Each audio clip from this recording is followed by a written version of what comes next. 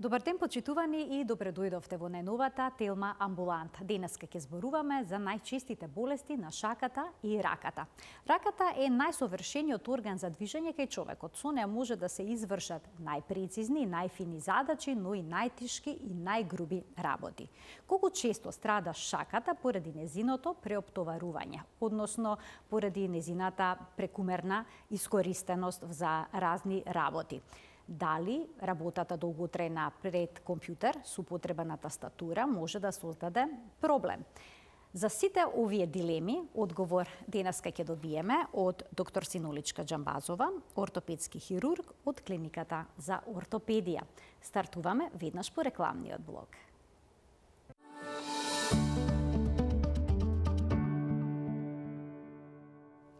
Кои се најчестите знаци што укажуваат на болест на шаката? Денеска ќе ни појасни доктор Синоличка Џамбазова, ортопедски хирург од Универзитетската клиника за ортопедија. Добре ни дојдовте во студијата на Телма и добар ден. Добар ден и поздрав до сите гледачи.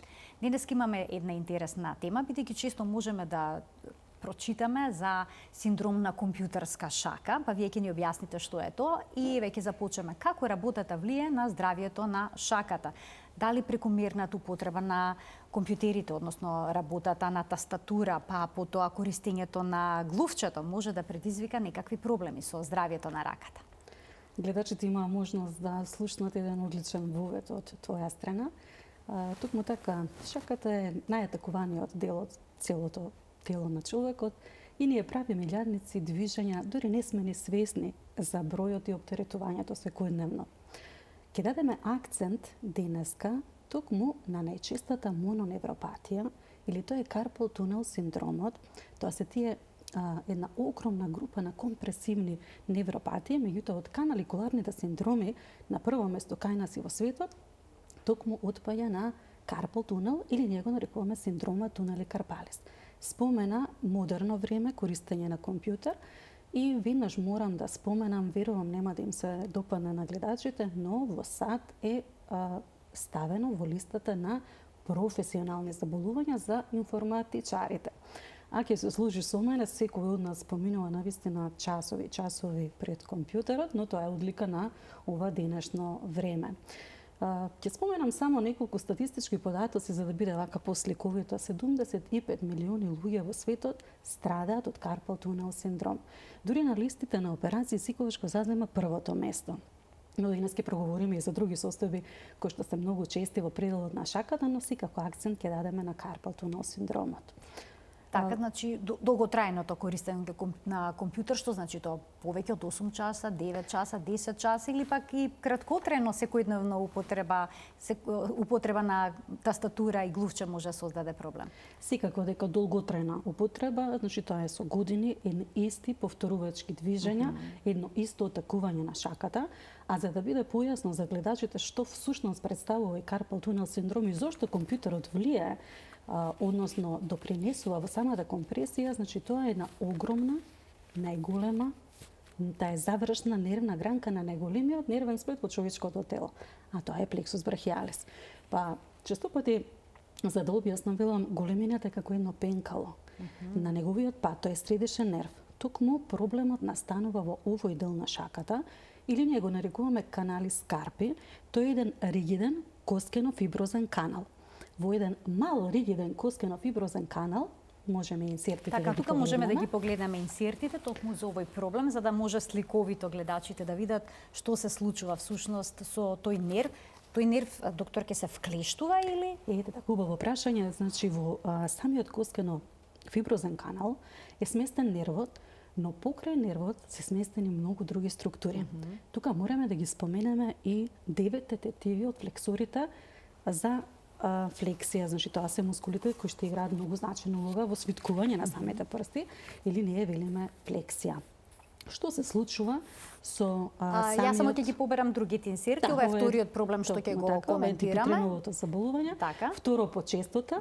Да, е многу убава слика. Значи ова е всушност тој нерв кој што страда со виолетова боја представа. Виолетовата боја е токму средишниот или нервус. И каде се вклештува? Медијанус, токму каде што е прикажано. Значи гледаме повеќе инсерти можеме да го погледнеме инервационото подрачје. Значи тоа е мешовита гранка, има свој сензитивен или во превод тоа значи чувството за допир, одговорена за чувството за допир.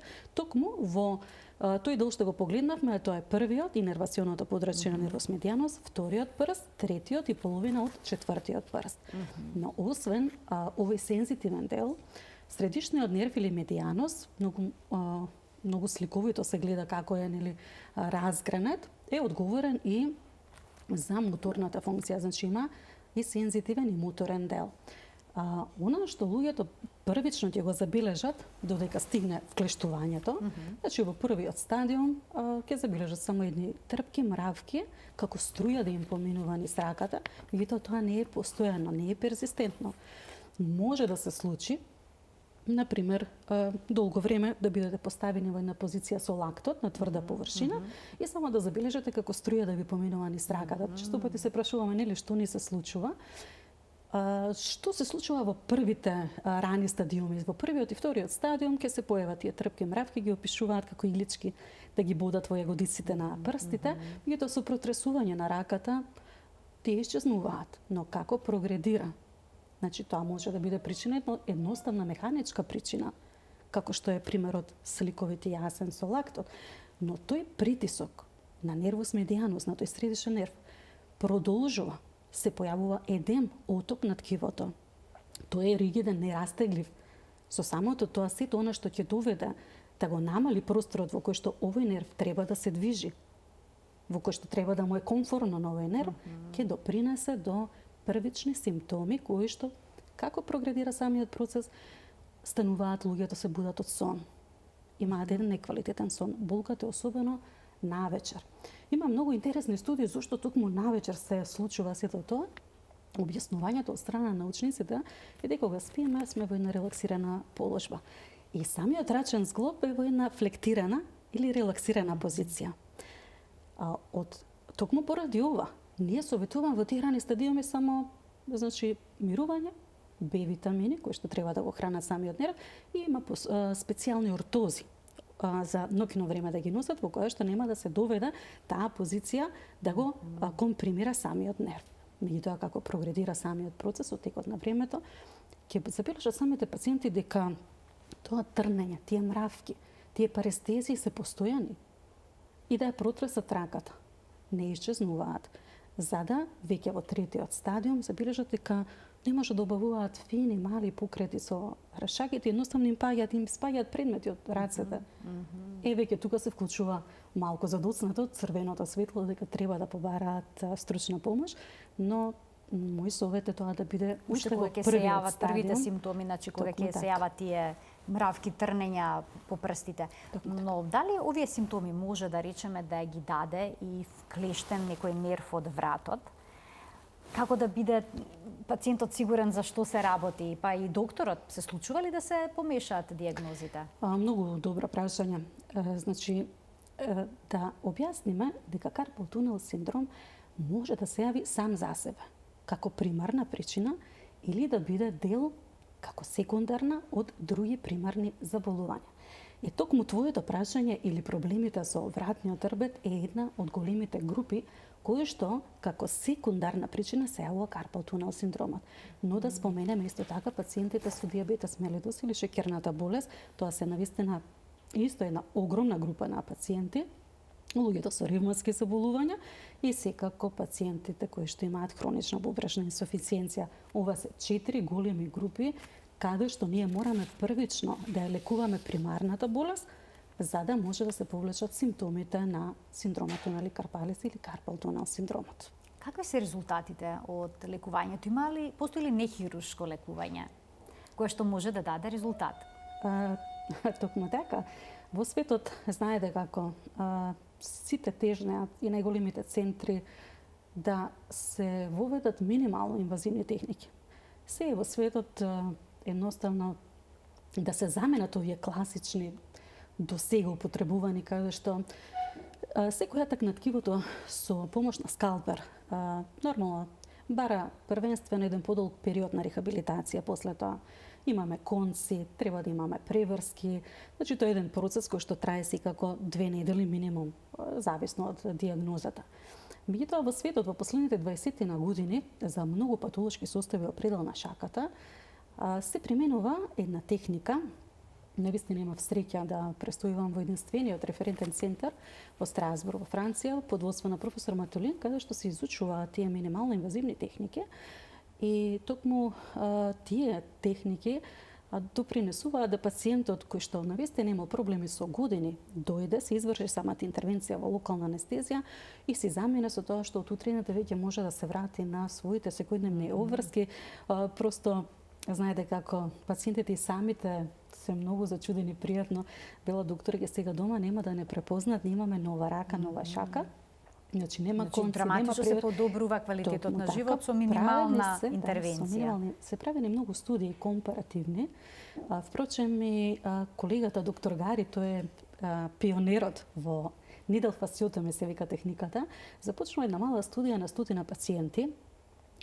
Охрабрен од резултатите, прави огромна студија на 1014 пациенти и докажува дека немаме повреда на, тука имаме структури од секаков вид во шаката. Не постои милиметар каде што немаме нерв, артерија, вена, и тој докажува дека првенствено не само што немаме засек, рез класичен, не користиме скалпер, односно нож, не постојат преврски конци, туку што е најважно, пациентот се враќа многу брзо во секојдневието, а од друга страна немаме повреда на структурите кои што се случува нели при отворен тип, односно класичен тип на хируршка интервенција. Особено доаѓа и наоѓа примена во второто по честота заболување, тоа е дипитреновото заболување. Така, ќе преминеме на тоа, само сакам да ве прашам што точно се прави на нервот за да се ослободи од притисокот кој што му е зададен. Што се прави при таа интервенција? Се ослободува нервот? Така, секој заболување си има свои фази и свои стадиуми.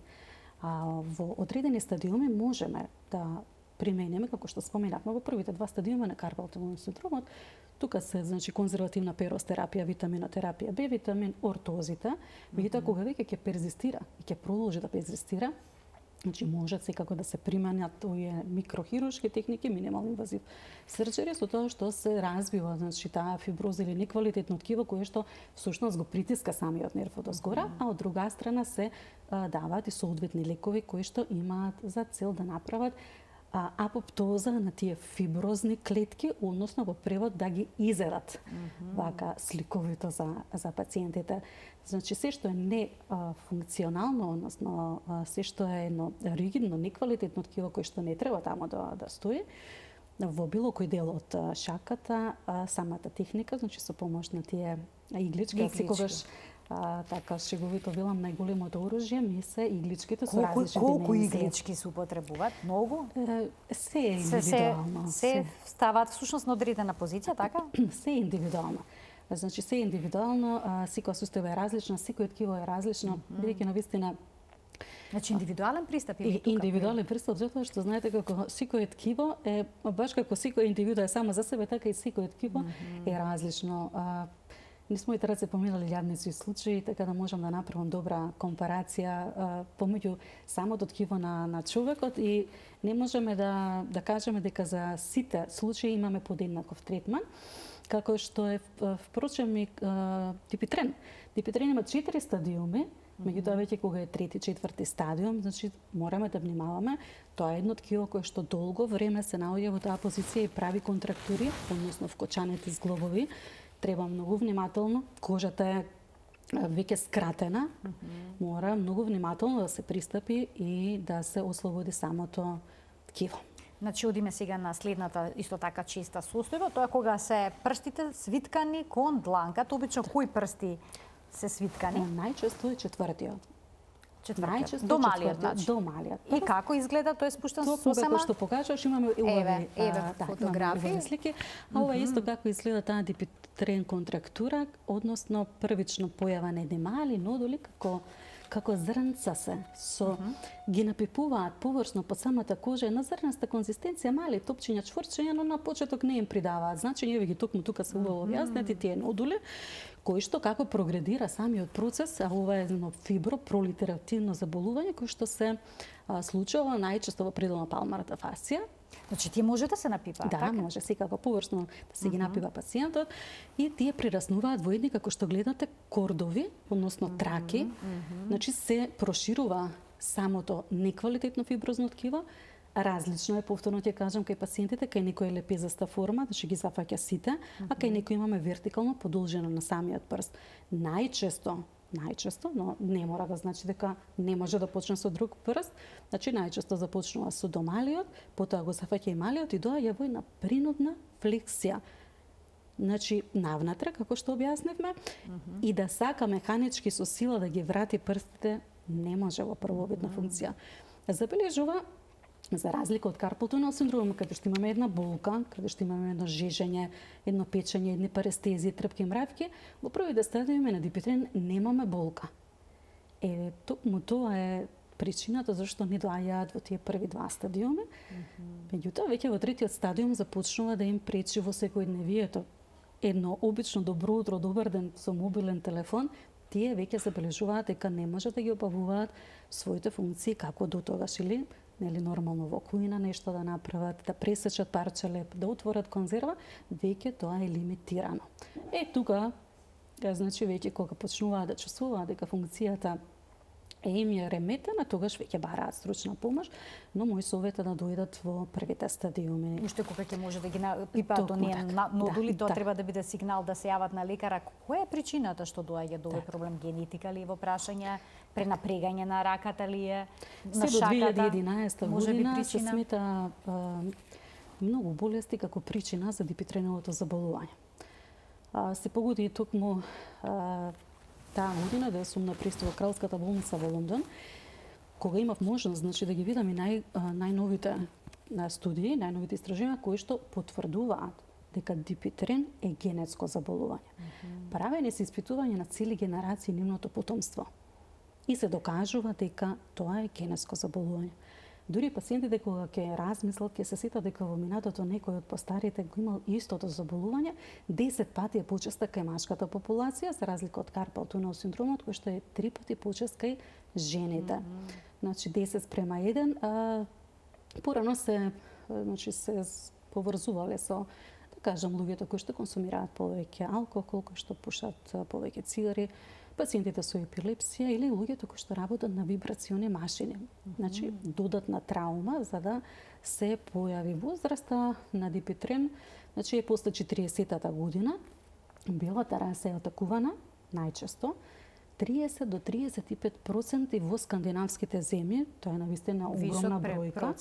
Дури 13% од европската популација, 12.000 операции само во Велика Британија на годишно ниво. И навистина со оваа техника е огромен бенефитот, особено на 4-тиот стадиум. Верувам ќе имаме можност во текот на емисијата низ инсертите да го погледнеме 4-тиот стадиум, кој што е огромен предизвик за секој од нас.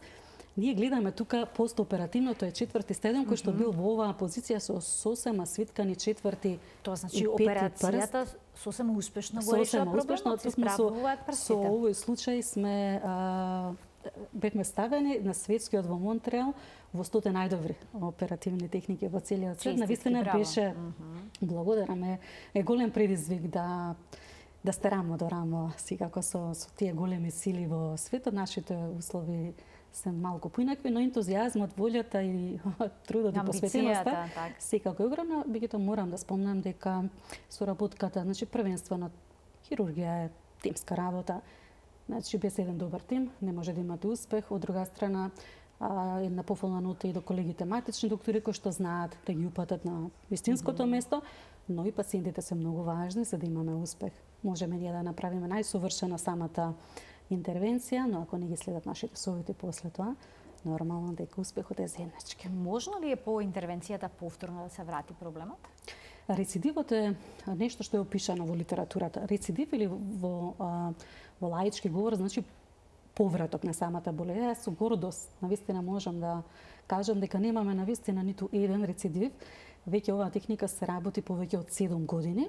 И токму оваа година сме ставени од 1000 оперативни техники, сме одбрани со најдобрите две, тоа е и Оксфорд, на престојниот европски во Римини, што е посебна чест, навистина и посебен предизвик, но и огромна одговорност да се представиме рамо до рамо со двете најголеми, и тоа се светски клиники. Докторки, само да ги поканиме гледачите, доколку сака да се вклучат во денешната Тилма амбуланта, почитувани, од овој момент емисијата ќе биде контактна и добре дојдени се и вашите прашања, и ве заеднички ќе учествуваме во креирањето на концептот на Тилма амбуланта. Докторке, има уште една состојба која што често се јавува кај жените, исто така прстите, домалиот прст најчесто е свиткан кон дланката, кон натрешниот дел на шаката, но откако ќе го испрват прстот, тој се враќа во нормална позиција. За каков проблем станува збор? Тоа е многу интересно и многу често. Можеме слободно да кажеме дека е синдром на вредни раце, на вредни луѓе, значи луѓето кои што се занимаваат со професии кои што постојано атакуваат едни исти движења, се доаѓа до воспалување. Ги спомнавме пред малку тетивите кои што се задолжени за свиткување на прстите, или тоа е флексија. Значи во секој прст вертикално се наоѓа по една тетива која што е задолжена за флексија. Што се случува? При обавување на едни исти функции, на едни исти движења, доаѓа до воспалување на самата тетива и во различни стадиуми, повторно тука си имаме своји стадиуми на развој на самата болест. Првите два стадиуми се манифестираат со болка, болни движења. Меѓутоа веќе третиот стадиум доаѓа до вклештување. Значи прстот знае да се вклешти во оваа позиција и со силна болка. Значи тоа со силна болка да го испружи. Не е едноставно да се... Воопшто, многу е болно. Навистина е многу болно. Токму затоа се овој тип на емисии, да не дојдеме во тие доснежни периоди, зашто да страда и ткивото, и пациентот да има еден неквалитетен живот. Човек со болка, животот со болка навистина ниту е квалитетен, ниту е убаво некој да трпи болка кога има решение за овие состојби. Кога ќе дојде во четврти стадиум, тогаш доаѓа до целосно вклештување со неможност на испружување. И има уште една интересна состојба која што е почеста кај женската популација. Често пати колегите знаат да ја сменат со една друга диагноза, меѓутоа тоа е еден зглоб кој што се наоѓа токму во овој дел, и тоа е метакарпалниот зглоб, кој што е многу болен. Исто луѓето кои што навистина можеме впрочем и генерално за нашиот македонски народ да кажеме дека сме навистина еден вреден народ, да ги спомнеме само земјоделците кои што со часови работа со години, рударите, луѓето кои што работат на специфични машини со исти движења. Спомнавме дека имаме заболувања кои што се од модерното време, како што е користењето на компјутер. И сето тоа доведува до атакување на ткивото, дали ќе бидат нервите компримирани. Ние денеска говоревме само за карпал тунел синдромот или за средишниот медијанус, но ние имаме кубитален тунел, најдов јас уште еден проблем. Каде е тој кубитален, пред да ги вклучиме гледачите? Да објаснам само дека овој огромен плексус брахиалис како сплет си има свои завршни гранки. Освен медијанус, ние имаме уште две многу важни завршни гранки, а тоа е улнарниот нерв. Токму кубитал тунел синдромот е поврзан со улнарниот, но тој може да биде компримиран на 3 значајни места. Воколку е во пределна лактот, тогаш велиме дека е кубитал тунел синдром. Имаме гледачи, ќе ги вклучиме во програма, потоа ќе продолжиме со набројување на останатите болести поврзани со раката и шаката. Добар ден за првиот гледач. Добар ден. Повелете. Сакал да ја прашам докторка Џамбазова. Ние бевме во ноември со сопругот. Он беше со раката, исто има тој карпал тунел, искривен прст. Ни даде докторката да носи ортеза и овие бонген инекции да се капсул да се пијат. Чекаме од ноември да не викне за таа операција. Така, драго ми е што дали треба повторно да дојдеме или... Добро, ви благодарам за вклучување во програма. Како изгледа распоредот на операции во моментот? Така, јас би сакала искрено да можам во еден ден да направам надчовечки бројки. Меѓутоа, малку трпение мораме да имаме. Нашата популација страда од многу патолошки состојби во предел на раката Но оваа техника ја работам само јас, така да ќе дојде секако ред да се сработи и пациентот с кој што се вклучи неговата сопруга. Ќе вклучиме уште еден гледач. Добар ден. Ало, добар ден. Повелете. Јас сакав да ја прашам докторката, имам баш тој проблем што ми се свиткува од време на време до малиот прст.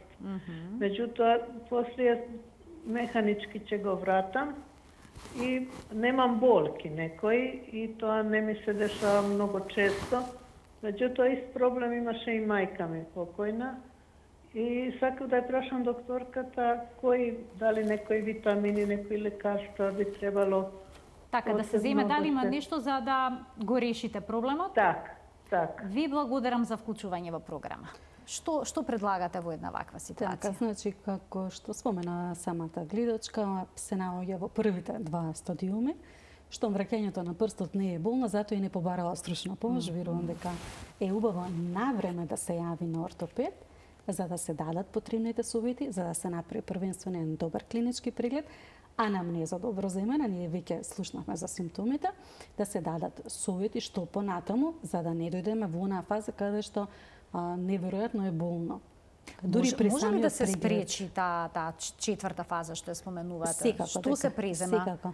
Физикална терапија можеби, што може да се направи за да се реши проблемот? Се презема техниката за која што денеска говориме. Значи мора да се презема таа техника, секако. нема опција без операција да се реши. Може во првиот стадиум секако, меѓутоа веќе во вториот стадиум се пристапува значи со оваа техника која што е, како што спомнавме, минимално инвазивна техника. Со локална анестезија, значи тоа се интервенции кои што траат 20 на минути, истиот ден се заминува дома, се работат амбулантски, нема дополнителен стрес на болнички прием.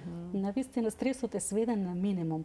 Така да често пати пациентите, кога ќе завршиме со самата процедура, велат, па зарем завршивме, нели, ние сметаме дека треба да почнеме, значи нема никаква болка, се користат мали иглички за самата локална анестезија, едноставно да им биде пријатен самиот престој и да не памтат само поубаво и да ги слушаат нашите совети, а од утредента знаеме дека веќе раката е функционална. Веќе од утредента е функционална?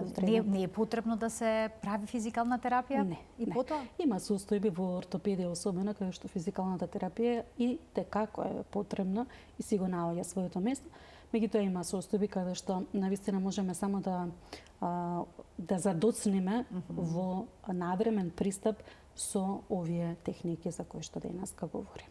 Значи, што порано се интервенира, толку подобро. Сега, кога имаме гледач, двајца гледачи, ајде ќе им дадеме предност пред да ги постава моите прашања. Добар ден за првиот од нив. Добар ден, почитувана водителка. Ви благодарам, повелете. Поздрав до докторката и до вас. Благодарам. Кој е вашето прашање?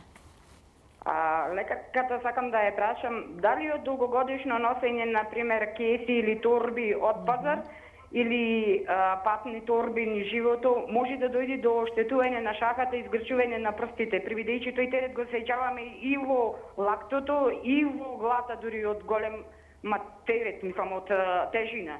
Дали тоа може да дојде до такво оштетување? Така, ви благодарам за поставеното прашање, убаво прашање, сите носиме товар. Секако и носиме, обично тоа се случува во секојдневието со доминантната рака. Да. Ако најчесто со десна, но и оние кои ја користат левата, и со лева рака. И претпоставам дека десната шака најчесто страда. Така, најчесто страда секогаш доминантната рака.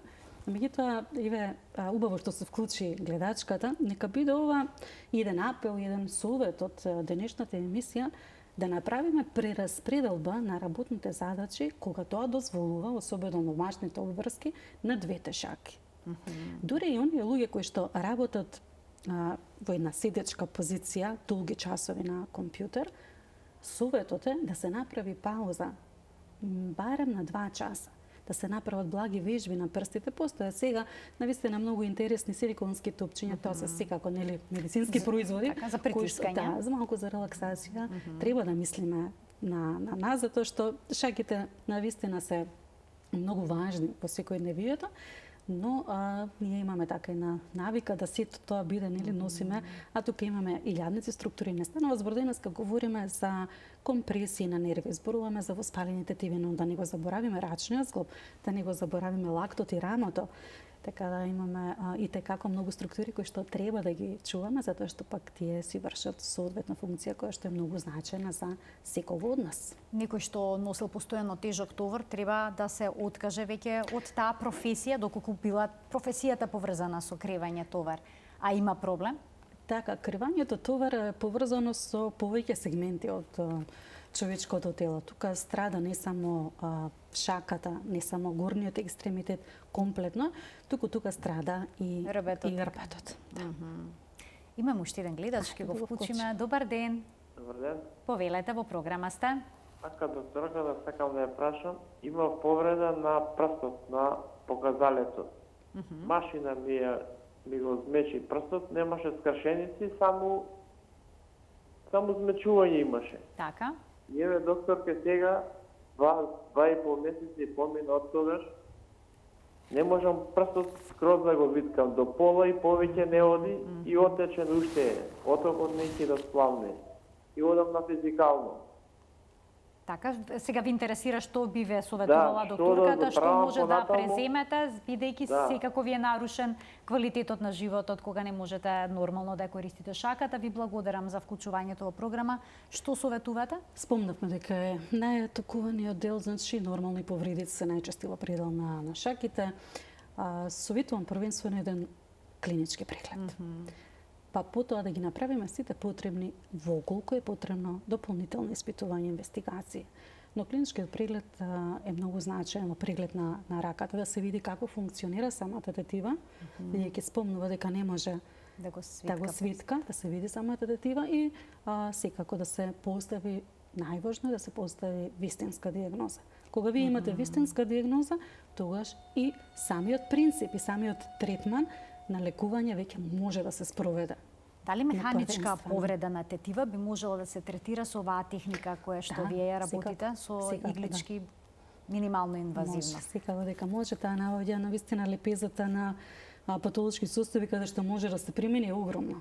Огромно и бенефитот е огромен и навистина сум посебно среќна и горда на сите пациенти на кои што ние сме можеле да помогнеме и на оние кои што ќе можеме да помогнеме во иднина. Секако. Уште еден гледач имаме. Добар ден. Добар ден. Повелете. Ќе ве молам, имам едни проблеми со рацете. Слушам со кинеска терапија и мене и старецот истото проблеми ги имам. Па ќе ве молам, кај може докторката да ја најдам и како се вика и во која болница? Така, ви благодарам за вклучувањето во програма. Докторката работи на Универзитетската клиника за ортопедија. Станува збор за доктор Синоличка Џабазова, ортопедски хирург, која што има, претпоставам, тоа е субспециализација вие, овој пристап во во неформалниот разговор постои едно многу прашање. Колку е важно да хирургот за рака ги помена сите потребни едукации, затоа што во целиот свет кому да се обратат кога имаат пациентите ваков проблем? Дали треба да биде специјалист за болести на раце? Ортопедски хирург со специализација за болести на раце? Секако, раката е, знаете како ја сметаат во светот за кралица. Во хирургијата, бидејќи за да бидете хирург за рака, треба да имате 5 специјалности. Значи да сте ортопед, травматолог, да сте васкуларен хирург, пластичен хирург.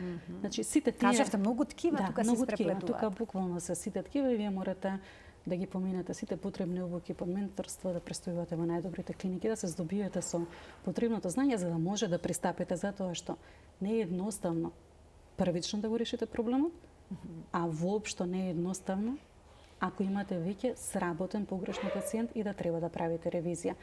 Само да ја објасниме на пациентката, станува збор за техника која што се нарекува needle fasciotomy, или тоа е минимално инвазивна техника.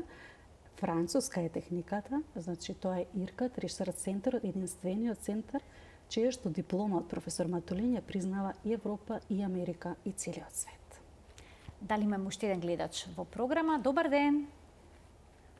Не, се исклучил во ред. Продолжуваме понатаму, докторке. Често пати ние имаме навика да ги прекрстиме прстите, па потоа да пукнат. Создава ли тоа проблем? Така. Пукање на прстите? Имаме навика уште кога сме биле деца.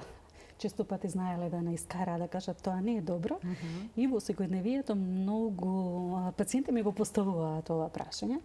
Нема место за паника, веднаш да ги охрабриме, но да истакнеме дека она што ќе направи проблем во предел на шаката, од сите овие вклучувања денеска можеме да извлечеме еден сублимат, една заедничка целина на крај, да кажеме дека пренапрегањето, како што е обично носење на најлони секојдневно, нели нешто што ни е потреба, секој ден доведува до пренапрегање на тие структури кои што како се многобројни во горниот екстремитет. Да не ги занемариме и спортистите кои што прават исти движења, особено тенисери. Тенисерите, да. Дори статистиката говори дека 40% од тенисерите после 25-та година имаат проблем со лактот, поврзано со самиот спорт, е така наречен тениски лакт.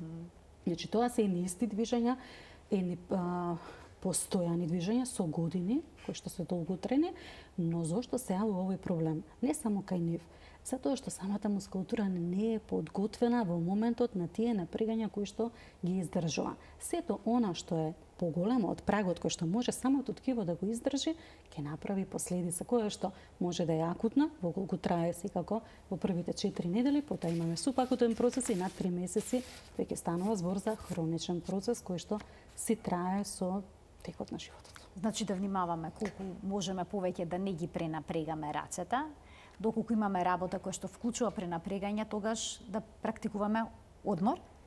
Доколку имаме работа која што вклучува пренапрегање, после работното време да се сетиме дека треба да посветиме малку време на нашите дланки, на нашите шаки, да ги одмориме, колку е тоа нели секако можно, да правиме благи движења се доволни. Значи тоа се едни благи движења кои што секој од нас што и да работи во текот на денот, може да направи 5 до 10 минути кратка пауза за себе, за своите шаки, за своето здравје. Советувате да ги обезбедиме тие силиконски топчиња? Да, секако, тие се многу убави. Значи ние ги советуваме не само ги пациентите после интервенции, ги советуваме и кај здрави луѓе. Значи тоа е за секого од нас, затоа што прави неверојатна релаксација на сите овие структури. Навистина е многу сложена раката. Сега јануари месец бев во универзитетска клиника во Ахен во Германија, каде што имаше многу убав симпозиум за тој плексус брахиалис. Имаше за колегите од цел свет курс на кадавери, значи токму како изгледа да видат помладите колеги што значи всушност тој плексус брахиалис, како изгледаат тие гранки, како изгледа тој средишен нерв, каков е неговиот пат, каде се може да биде притиснат. Па не само нели спомнавме и кубитал тунел синдром, тој улнарниот нерв, колку се тие значајни за обавување на сите функции, затоа што нашиот народ забележува во овој дел како пропаѓа оваа мускулатура, како дупка да им се прави. И они доаѓаат во еден таков задуцнат стадиум и велат: леле докторке, видете како тука јас ова ми пропадна, немам веќе мускулатура, затоа што долго време нервот бил притиснат, како што спомнавме, вклештен, доаѓа до хипотрофија, ние велиме, дури до атрофија. За жал во Македонија имам видено и канџи шаки. Тоа се шаки во облик на канџи, каде што повеќе од 10 години бараат спас за својот проблем, низ лавиринтите. Тоа може да видите само во некои стари ученици. Значи, тоа е страдање долго. Тие пациенти живееле со болка. Навистина да ги охрабриме. Нема никаква болка самата интервенција, да бенефитот да нема страв. Стравот е многу важен да го анулираме во овој процес, за да објасниме често пати луѓето со дипитрен. Верувајте, значи и по 10 години го имаат овој проблем. И ќе рече, докторке, се охрабривме кога слушаме дека постои на ваква метода. Не беше страв класично, затоа што имало, знаете, како нус ефектите кај класиката, кај класичните оперативни техники може да доведе, тоа се специфични засеци, доведува до почести инфекции. Тоа е нели нормално, се што е отворено може да доведе до инфекција. Дури има и пациенти кои што имаат навистина лошо искуство во минатото. И за другата шака, ова е често билатерално заболување, е само едната, често пати се јавува и билатерално заболување, билатерално во двете шаки. И за втората шака, кој ќе ја слушнат методата, некако се многу охрабрени и велат: сега сакаме да ја сработиме, но долго време чекавме, нема потреба. Има многу пациенти што имаат потреба за ваква интервенција? Навистина Македонија е едно подрачје каде што генетиката си ги замешала своите прсти, бројката е огромна на дипитрен, карпалтуна во цел свет е на прво место. Значи тука веќе немаме генетика, меѓутоа кај нас Австрија, Англија, Скандинавија, значи 30-35% од пациентите го имаат ова заболување. Што е навистина огромен процент. Добро е да се знае дека има решение и дека е успешно. Интервенцијата е успешна. Проблемот ретко, речиси никогаш не се повторува, рецидиви речиси да нема. Со оваа техника немаме рецидив. Посебно можам да кажам дека тоа го прави секој доктор горд, затоа што знаете, примерно кога ќе го решите проблем, знаете дека е за секогаш решен проблем, нема поголемо богатство. Доктор Џамбазова, ми беше задоволство што бевте наша гостинка во Тилма амбуланта и што ја представивте оваа техника за интервенција кај проблемите, односно болестите на шаката. Ми беше искрено задоволство. Почитувани, тука ја заокружуваме денешната Тилма амбуланта. Ви благодарам за вниманието со кое што не следевте. Имајте пријатен ден.